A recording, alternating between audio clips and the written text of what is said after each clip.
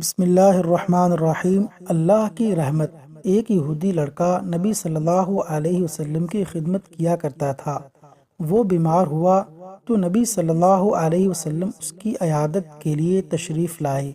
آپ نے اس کے سرہانے بیٹھ کر اسے فرمایا، مسلمان ہو جا۔ اس نے اپنے پاس بیٹھے ہوئے اپنے والد کی طرف دیکھا تو اس نے کہا، ابو القاسم صلی اللہ علیہ وسلم کی بات مان لے۔ پس وہ مسلمان ہو گیا۔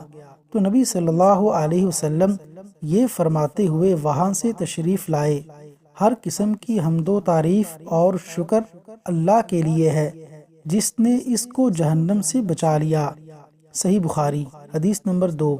رسول اللہ صلی اللہ علیہ وسلم نے فرمایا، تم میں سے جب کوئی وضو کرتا ہے اور اچھی طرح وضو کرتا ہے، پھر مسجد آتا ہے اور اس کے گھر سے نکلنے کا سبب صرف نماز ہی ہوتی ہے، تو اس کے ہر قدم کے بدلے اللہ تعالیٰ اس کا ایک درجہ بلند کرتا ہے اور ایک گناہ مٹاتا ہے، یہاں تک کہ وہ مسجد میں داخل ہو جائے۔